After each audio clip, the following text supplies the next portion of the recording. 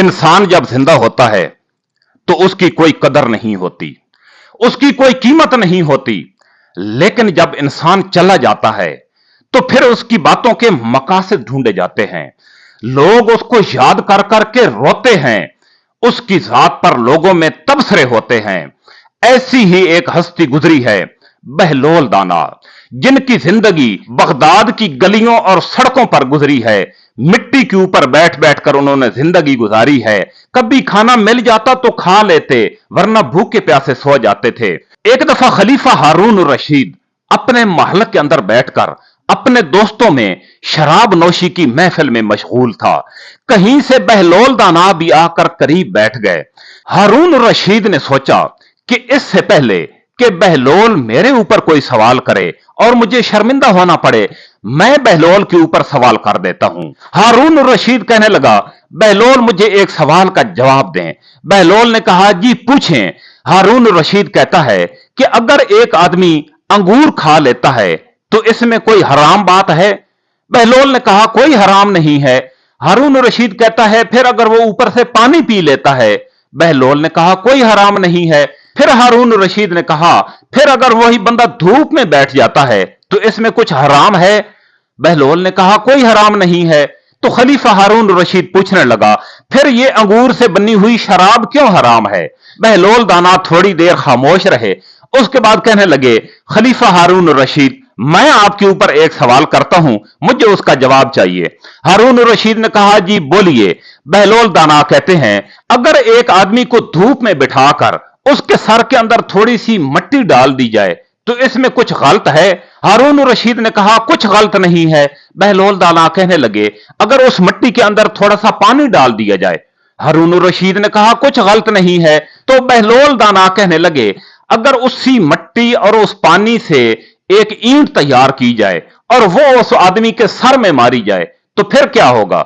हारून रशीद ने कहा, बहलोल दाना आप भी अजीब बातें करते हैं, उस आदमी का सर फट जाएगा और क्या होगा? तो बहलोल दाना कहने लगे, यही मिसाल है अंगूर और पानी की। अंगूर खाने में तो कुछ हर्ज नहीं है, पानी पी लेने में भी कुछ हर्ज नहीं है, लेकिन अंगूर और पानी मिलकर ऐसी चीज बनाते हैं जिसको शरीयत ने हराम करार दे दिया है, ममनू करार दे दिया है। एक दफा बगदाद शहर के बाजार में एक फकीर घूम रहा था। काफी दिनों से बेचारा भूखा था कि एक नान बाई की दुकान के सामने से गुजरा। देगें आग के ऊपर पक रही थीं, तरह तरह के खाने पक रहे थे, हर तरफ खुशबू बिखर रही थी। फकीर का भी बहुत दिल ललचाया, खाना खाने को बहुत दिल किया, लेकिन जेब के अंदर चूंकि पैसे नहीं थे। थोड़ी देर फकीर खामोश खड़ा रहा, उसके बाद उसने अपने थैले से एक खुश्क रोटी निकाली और देग से निकलने वाली भाप के ऊपर रख दी। जब भाप के साथ वो रोटी गीली हो गई तो फकीर ने रोटी उठाई और चलने ही लगा था कि नान भाई कहता है, अरे भाई ये क्या कर रहे हो, इसकी कीमत किसने देनी है? फकीर कहता है, नान भाई इस भाप की क्या कीमत है? उसने कहा, भाप की कीमत है, आपकी रोटी में खुशबू बिखरी है, आपकी रोटी को इसने गीला किया है, लिहाजा आपको इसकी कीमत देनी पड़ेगी। फकीर कहने लगा, नान भाई मेरे पास तो पैसे नहीं हैं। इसी असना में बहलोल दाना का भी वहीं से गुजर हुआ। बहलोल दाना ने पूछा, क्या मामला है? फकीर ने पूरी दास्तान सुनाई तो बहलोल दाना कहते हैं, इसकी कीमत मैं दे देता हूं। यह कहकर आपने अपनी जेब में हाथ डाला, सिक्के निकाले और एक एक करके सिक्का जमीन के ऊपर गिराना शुरू कर दिया और नान भाई से कहते हैं, ये लो भाई, जो सिक्कों की खनखनाहट है, जो सिक्कों से आवाज निकल रही है, इसको सुनकर अपनी कीमत पूरी कर लें। नान भाई कहता है, बहलोल दाना ये कौन सा इंसाफ हुआ, सिक्कों की खनखनाहट में कौन सी कीमत है? बहलोल दाना फरमाते हैं कि आपने भी तो भाप की कीमत लेनी है जो वैसे भी हवा में बिखर रही थी, तो उसकी कीमत सिर्फ खनखनाहट ही हो सकती है। खलीफा हारून रशीद की बीवी का नाम जुबैदा था, इंतहाई नेक औरत गुजरी है। जुबैदा ने अपने महल के अंदर 1000 खादमाएं वो रखी हुई थी जो कुरान पाक की हाफिजा थी और जुबैदा के महल के अंदर से हर वक्त कुरान पाक की तिलावत की आवाज आती रहती थी। एक दफा खलीफा हारून रशीद और जुबैदा बेगम दोनों दरिया के किनारे पर चहलकदमी कर रहे थे कि एक जगह पर बहलोल दाना को बैठा हुआ देखा।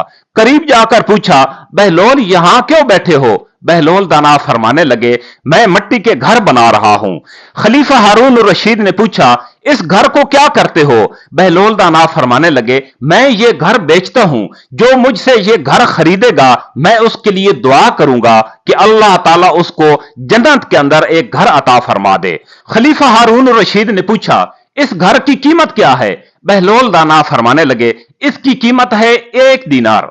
यह पूछकर खलीफा हारून रशीद ने कोई तवज्जो न दी और आगे बढ़ गया। चंद कदम के फासले पर जुबैदा बेगम भी आ रही थीं। बहलोल दाना के पास आकर खड़ी हो गईं, पूछने लगी, बहलोल यहां क्या कर रहे हो? बहलोल दाना फरमाते हैं, मैं मिट्टी का घर बना रहा हूं। जुबैदा बेगम ने पूछा, यह घर बनाने का क्या मकसद है? बहलोल दाना फरमाने लगे, जो शख्स भी मुझसे यह घर खरीदेगा मैं उसके लिए दुआ करूंगा कि अल्लाह ताला उसको जन्नत में एक घर अता फरमा दें।